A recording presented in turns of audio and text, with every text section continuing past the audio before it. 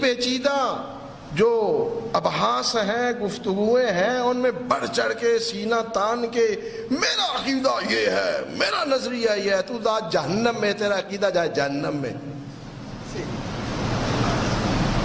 یہ عقیدے میں ہر کوئی آزاد ہوتا ہے، اس سے بڑا بکواس نہیں ہوگا مذہب اور اسلام میں۔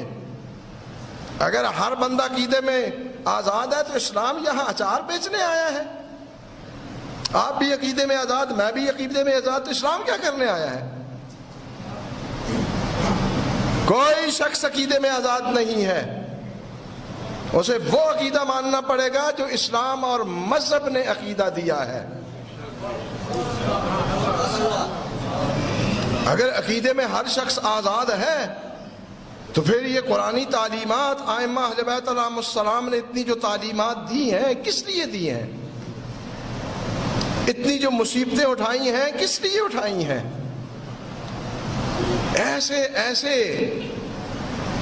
ایسی لغویات کو تقدس اور مذہب کا لباس چڑھا دیا گیا ہے کہ انسان بے ہوش ہوتا ہے کہ یہ باتیں شیعہ حضرات کریں اور اہل بیت کے ماننے والے کریں۔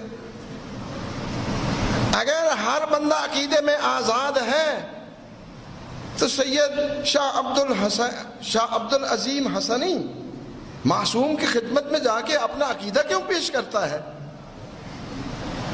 سارے اپنے عقائد جا کے دیکھیں، کتب حدیث میں موجود ہے۔ اپنے مکمل عقائد معصوم کی خدمت میں پیش کرنے کے بعد پھر سوال کرتے ہیں کہ مولا یہ میرے عقائد ہیں، کیا یہ درست ہیں یا درست نہیں ہیں؟ فرمایا ان عقائد پہ قائم رہو۔ اور کتنے حضرات ہیں جن نے اپنے عقائد جا کے ائمہ کی خدمت میں پیش کیے ہیں۔ اگر ہر بندہ عقیدے میں آزاد ہے تو اتنی زحمت کرنے کی کیا ضرورت تھی؟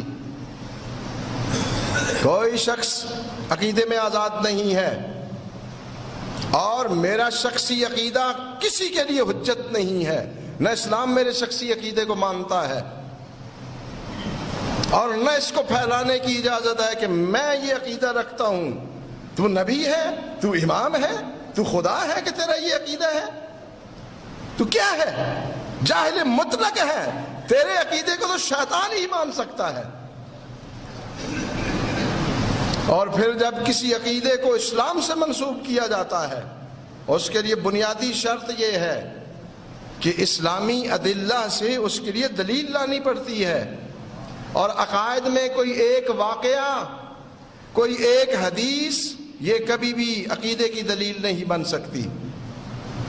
اس کے لیے قطعی ادلہ چاہیے ہوتی ہیں۔ ایک حدیث حکم شرعی پہ دلیل بن سکتی ہے، لیکن عقیدے کے لیے کوئی ایک حدیث کبھی بھی دلیل نہیں بن سکتی۔ ہاں اگر خبر متواتر ہو، متواتر حدیث ہو، پھر اسے عقیدہ کے لیے دلیل بنایا جا سکتا ہے۔ یہاں من گھڑت واقعات بنا کے خود ان کو پھر دلیل کے طور پہ پیش کر دیا جاتا ہے۔ جناب یہ واقعہ آیا ہے، آپ انشاءاللہ مسجد سے نکل کے آج ایک تسبیح مجھ پہ تبرک کی پڑھنا، لیکن یہ حقیقت سن لیں، کیونکہ یہ ایام ہیں حضرت امام صادق علیہ السلام کی نیاز کے۔ ایک لکڑہارے کا واقعہ ایسا من گھڑت اور اتنی گستاخی معصوم کی نسبت کہ 1.25 کلو پوڑیاں نہ دینے سے معصوم نے اس کا گھر برباد کر دیا۔ العیاذ باللہ ثم العیاذ باللہ۔ میرا آپ لوگوں سے سوال ہے، اگر علاقے کا کوئی طاقتور شخص، اس کا کوئی شخص 1.25 کلو آٹے کا مقروض ہو اور وہ نہ دے، وہ جائے اس کا گھر برباد کر دے، اس کی اولاد کو قتل کر دے، آپ اسے انصاف سمجھیں گے؟ اسے انسانیت سمجھیں گے؟ اسے اخلاق سمجھیں گے؟ بے حیائی کی انتہا جو عام شخص کی نسبت بد اخلاقی شمار ہوتا ہے، آپ اسے مولا کا معجزہ پیش کر رہے ہیں۔ اہل بیت علیہ السلام کے معجزے پڑھنا سننا عبادت، لیکن من گھڑت باتیں سننا بھی گناہ ہے، معصوم کی طرف نسبت دینا بھی گناہ ہے۔ جائیں جا کے حدیث کو دیکھیں، فقہا کی بات نہیں کر رہا ہوں. اگر روزے کی حالت میں خدا پر، خدا کے رسول پر یا امام معصوم پر کوئی جھوٹ بولا جائے تو روزہ باطل ہو جاتا ہے. اتنا بڑا گناہ ہے معصوم کی طرف جھوٹ کو منسوب کرنا، جسے آپ اتنی آسانی سے منسوب کر دیتے ہیں کہ گویا کہ کچھ ہوا ہی نہیں ہے. عام بندے کی نسبت بات کرنا اور معصوم کی نسبت بات کرنا، اس میں بہت بڑا فرق ہے. معصوم علیہ السلام کے ہر لفظ سے، ہر فعل سے، ہر اشارے سے اسلام کا حکم نکلتا ہے، اسلام بنتا ہے.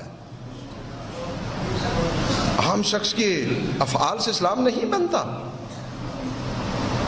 تو آپ برائے مہربانی نیاز پہ یہ من گھڑت قصے نہ سنائیں. حدیث قصہ کی تلاوت کر لیں، قرآن کریم کی تلاوت